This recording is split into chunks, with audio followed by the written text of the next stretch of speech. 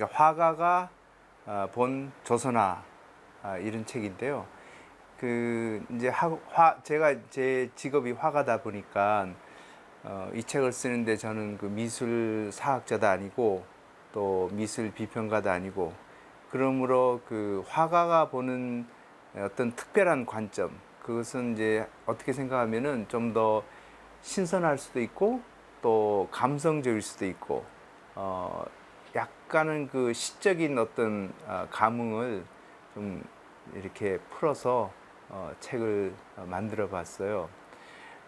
그 이렇게 제 나름대로 접근한 이유는 그 전에 제가 조선화에 관심을 가지기 전에 한국에서 나온 여러 그 북한 미술 책을 보게 됐어요.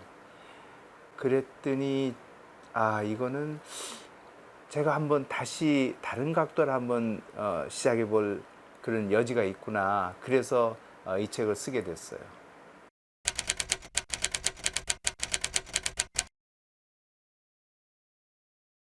그 어느 도시나 어느 그 국가나 보면은 그 중심이라는 게 있지 않습니까? 미국으로 보면 뭐 경제 문화의 중심이 뉴욕이고 또 우리 한국으로 보면은 역시 이제 서울이 많은 그 분야에서 중심되는 도시죠. 그래서 이제 그 북한을 보면요. 지금 말씀하셨다시피 북한에서는 평양이 조선의 심장이다. 이렇게 말하고 있어요. 그래서 사실 그 평양 미술이라는 것은 결국 조선의 미술, 북한의 미술인데 제가 조금 전에 그 화가라고 밝히지 않았습니까? 그래서 화가는 항상 그 좀 더 새롭고 좀 더 참신한 그런 것을 늘 찾기 때문에 북한 미술보다는 평양 미술이 좀 더 저한테는 굉장히 참신하게 다가왔어요. 그래서 책 제목을 평양 미술이라고 붙였어요.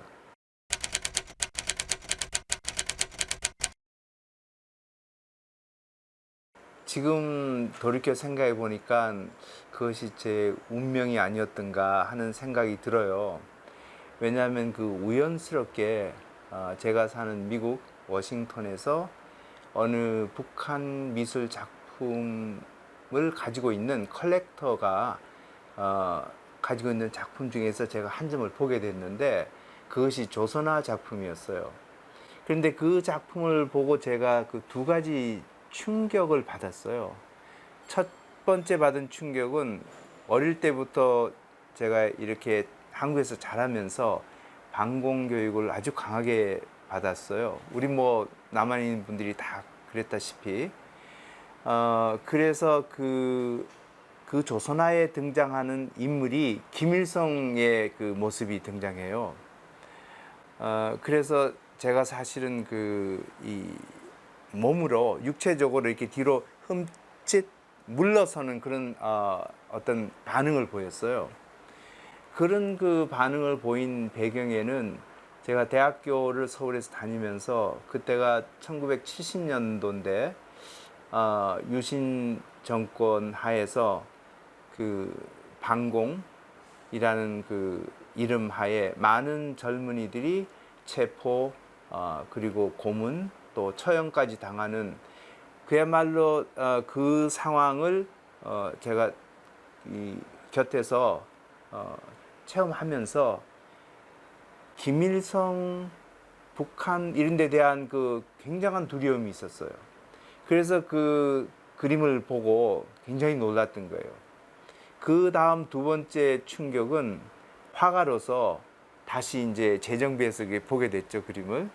그랬더니 이게 동양화인데 그 당시는 그게 조선화라는 그 이름도 몰랐고 동양화로 제작이 된 건데 어떻게 이렇게 섬세하고도 또 사람의 그 표정 그리고 전체적인 그 인물들을 둘러싼 환경을 이렇게 시적으로 이렇게 뭉클뭉클하게 표현할 수 있을까?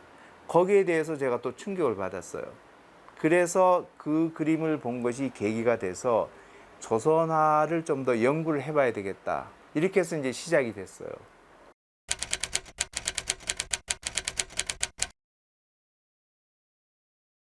북한 미술이란 사회주의 사실주의 미술이라고 보시면 되는데 미술사적으로 보면 그것이 한 1930년대부터 1991년 소련이 붕괴될 때까지의 미술 흐름을 일반적으로 사회주의 사실주의 미술이라고 부르거든요.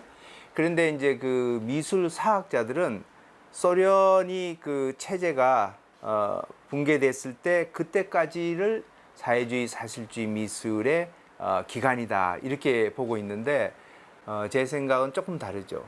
지금도 현재 진행형으로 이 시간 그야말로 왕성히 창작하고 있는 북한의 미술이 사회주의 사실주의 미술의 현 주소다. 저는 그렇게 보고 있어요.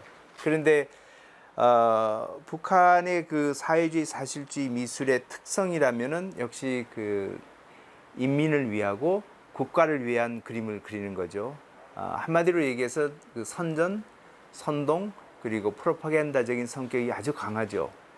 그렇지만은 우리가 이제 그렇게만 북한 미술을 보기 시작하면 아주 단순하게 이렇게 북한 미술을 밀쳐버릴 수가 있어요. 어떤 그 이름 하에.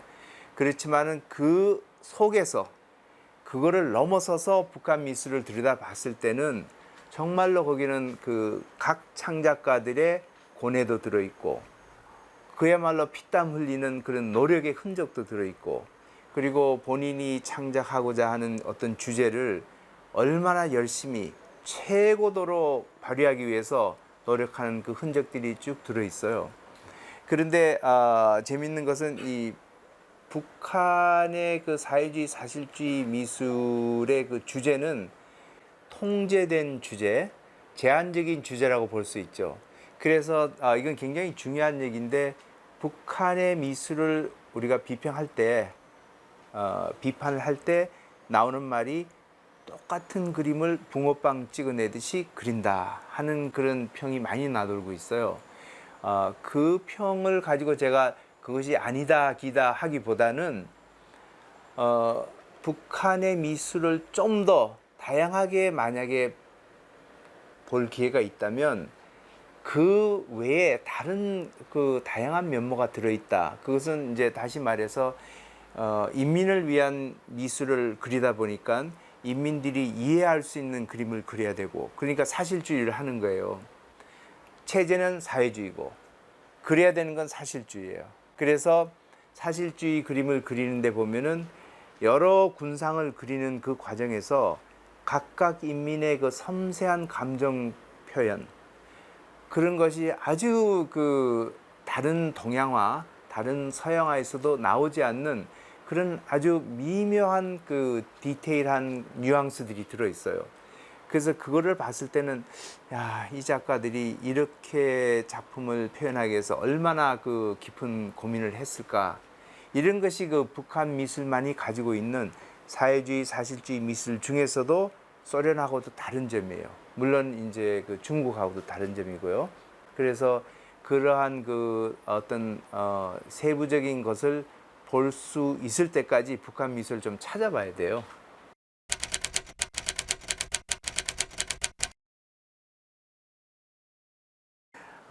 제가 그 기획한 조선화 국제 전시가 이제 두 개가 있었어요. 말씀하신 그 2016년 워싱턴에 있는 아메리칸 대학 미술관에서 사실 그 전시가 세계적으로 보면 제일 처음 기획된 조선화 국제전이 아니었나 저는 그런 생각을 하고 있어요. 그 당시에 미국 언론의 반응이 상당히 그 의외적으로 뜨거웠어요. 여러 TV에서 취재를 하고 유튜브로도 나갔고 또 상당히 그 유명한 잡지인 내셔널 지오그래픽에서 와서 취재를 하고 또 전시된 작품 10점을 그 내셔널 지오그래픽 인터넷판에 올렸어요. 그 워싱턴 전시는 2달 동안 4,000명 이상의 관객이 관람했는데 그 왜 그렇게 사람들이 이렇게 많은 호응을 했는가? 그것은 역시 그 우리가 흔히 볼 수 있는 유화도 아니고 조각도 아니고 동양화라는 그 장르의 조선화를 특히 그것을 이제 북한의 작가들이 그린 그 조선화를 전시한 데 대해서 상당한 그 호기심 그리고 관심을 이렇게 불러왔다고 생각이 되고요. 또 하나는 어떤 할머니가 그 전시를 보고 나서 자기는 사실 미국에서 사실적인 그림을 배우고 싶었는데 북한을 가야 되겠다. 이러한 그 사실적인 표현을 이렇게 너무나 잘하는 나라가 있는지 몰랐다. 그것도 동양화라서 이러한 그 반응을 보일 만큼 그 미국 관객들한테는 굉장히 새롭게 다가온 그런 전시였어요. 그리고 이제 워싱턴 전시를 마치고 2년 후 2018년 광주 비엔날레에 초대돼서 제가 조선화전을 기획하게 됐어요.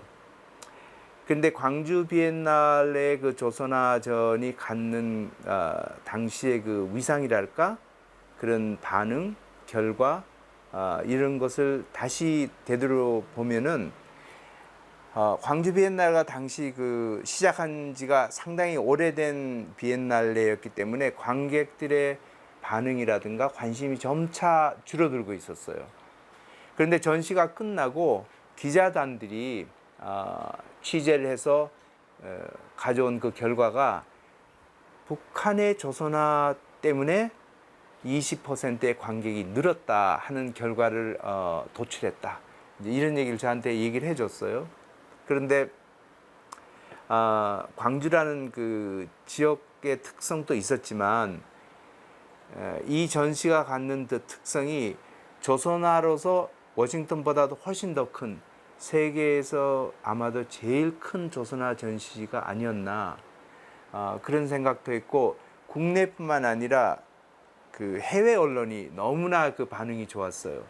워싱턴 포스트가 9월 18일인가 2018년 당시 그 문재인 대통령이 평양을 방문해서 김정은 위원장하고 카 퍼레이드를 했어요.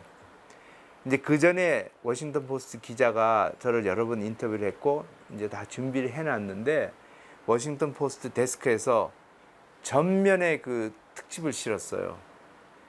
그래서 대대적으로 조선화전이 소개가 됐고 그리고 그 세계적으로 그 독자가 있는 영국의 이코노미스트 주간지에서 또 한 면을 다뤄줬고요. 일본의 또 아사히 신문이 그 게재를 해줬어요. 이렇게 그 국제적으로 많이 그 조명을 받게 됐어요.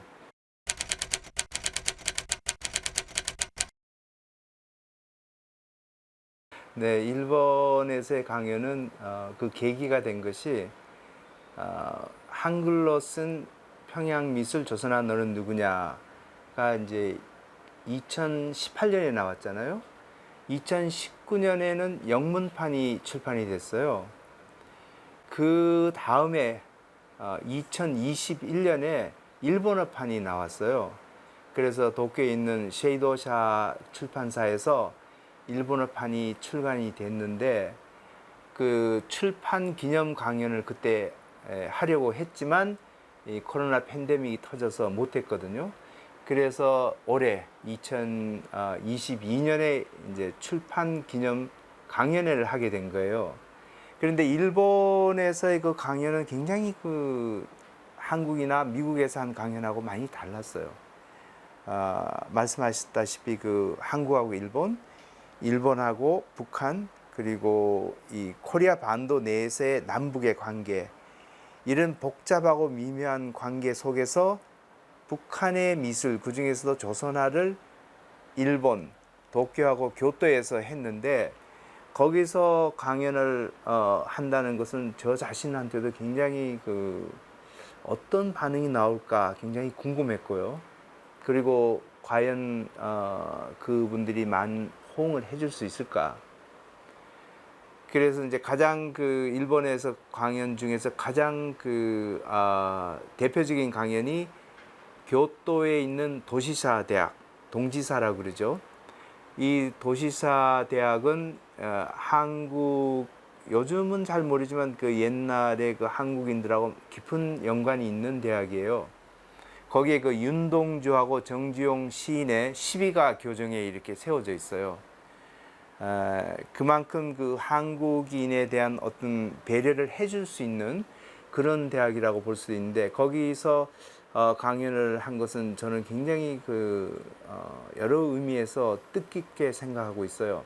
이제 일본 방문이 처음이었고, 일본 강연은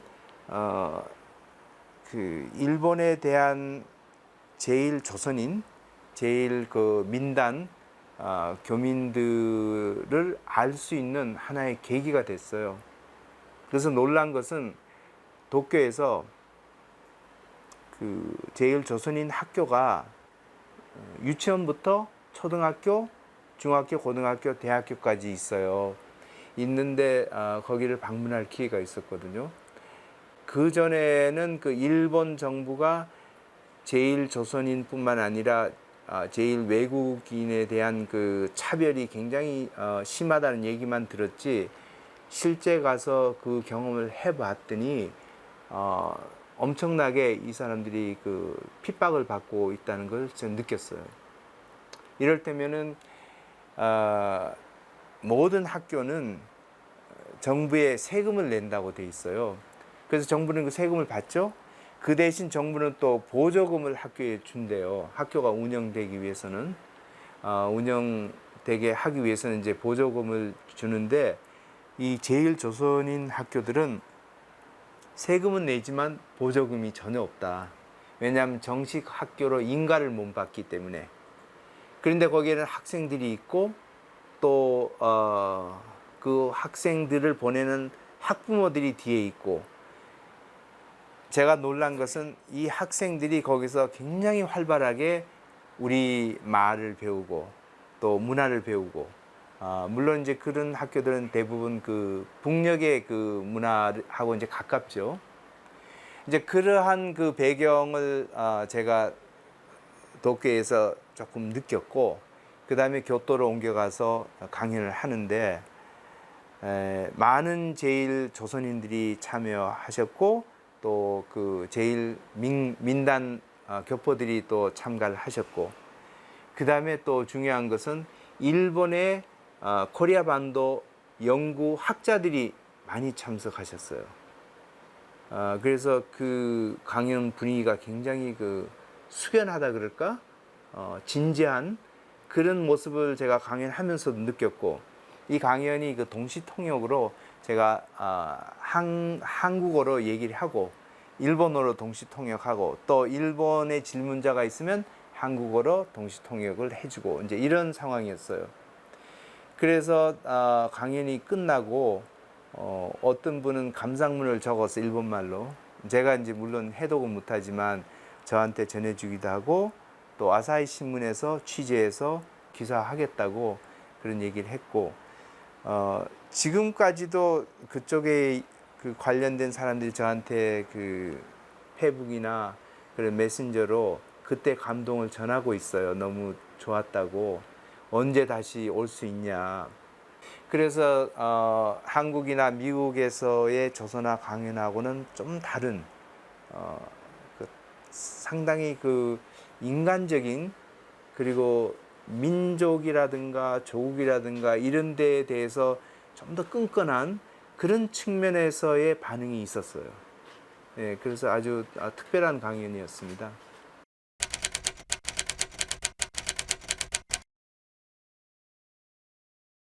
그러니까 제가 초반에 제가 예술가, 화가라고 얘기하지 않았습니까? 그래서 같은 주제를 가지고 강연하는 걸 제가 굉장히 꺼려해요. 스스로 재미가 없어요. 그래서 좀 더 이제 청취자들한테 신선한 자극을 주기 위해서 혁명이란 말을 넣었어요. 사실 북한의 미술은 혁명을 위한 미술이긴 한데, 다시 말해서 프로파간다 미술이긴 한데 예술적인 요소가 듬뿍 들어있다 하는 것을 말하기 위해서 이제 주제를 그렇게 선택했어요. 그래서 그런 주제를 선택하면서 강연을 이번에 하게 됐는데, 제가 전체적으로 연구하고 이끌어 가고자 하는 어떤 방향이 있어요. 그게 뭐냐면은 혁명이다, 예술이다 이걸 떠나서 북한의 조선화, 조선의 조선화, 공화국의 조선화, 이것이 나중에 우리 전체 코리아 반도에 분명히 문화유산으로 남을 것이다. 지금은 남쪽에서 연구를 할 수 없는 상황이지만 저는 그 미국에 있기 때문에 평양을 들어갈 수 있었고 그것을 연구할 수 있는 그런 어떤 행운이 있었어요. 그래서 우리가 가지고 있는 그 갭이 있어요. 북한 미술을 연구를 옛날에는 많이 했지만 남북 관계의 그 악화 때문에 평양을 갈 수 없었던 그런 상황에서 제가 한 연구가 어느 정도 그 갭을 메울 수 있는 역할을 하지 않았을까 이제 이런 생각을 하게 됐어요. 그래서 제가 미국에 가서 화가로서 또 미술학과 교수로서 있으면서 평양을 가서 조선화를 연구하게 된 것은 어떻게 보면은 저의 운명이고 나중에는 그게 사명감으로 이제 자리 잡게 됐어요. 그래서 다시 보면은 미국으로 미술 공부를 하러 가게 된 그것이 결국은 조선화를 하기 위해서 거기를 가지 않았나. 안 그러면 평양을 갈 수 없었지 않았습니까? 다시 돌이켜 보면 미국으로 미술 유학을 간 것이 어쩌면은 평양을 가서 평양의 조선화를 연구하기 위해서 미술 유학을 간 것이 아닌가 하는 그런 생각을 가지게 됐어요. 물론 그 당시에는 그런 것을 몰랐지만은 지금 돌이켜 생각하면은 이것이 제 운명이고 또 하는 과정에서 사명감이 들었지만 결국은 미국 시민권자가 아니었으면은 이 연구를 할 수 없었다. 이제 그런 생각을 하게 됐어요.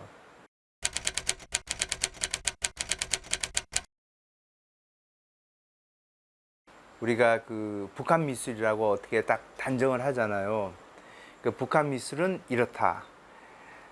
그러한 그 확고한 단단한 생각을 좀 느슨하게 펼쳐서 북한 미술의 다른 면모를 좀 볼 수 있는 그런 기회를 제공하고자 사실 저는 이 책을 쓰게 됐고요.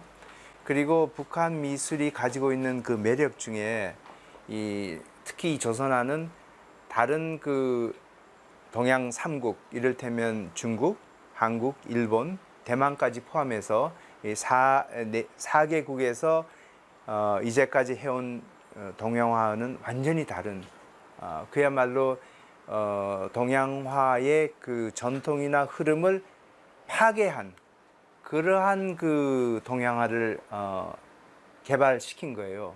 그러니까 그것은 어느 쪽이 좋다, 어느 쪽이 나쁘다 이런 것이 아니고 다른 방향으로 조선화가 발전해 왔다. 그런 것을 우리 독자들은 이러한 그 조선화가 있다 하는데 눈을 좀 뜨시라 하고 제가 이 책을 쓰게 됐어요.